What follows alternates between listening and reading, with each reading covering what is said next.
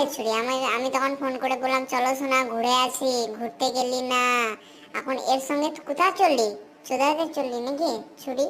তখন আমি বললাম তখন তো গেলি না, বলি না আমি যাব না, আমার মাথায় ব্যথা করছে, ঘাড়ে ব্যথা করছে, মাঙে ব্যথা করছে, চোদাচ্ছিলিস। এই ছোড়াটা কে?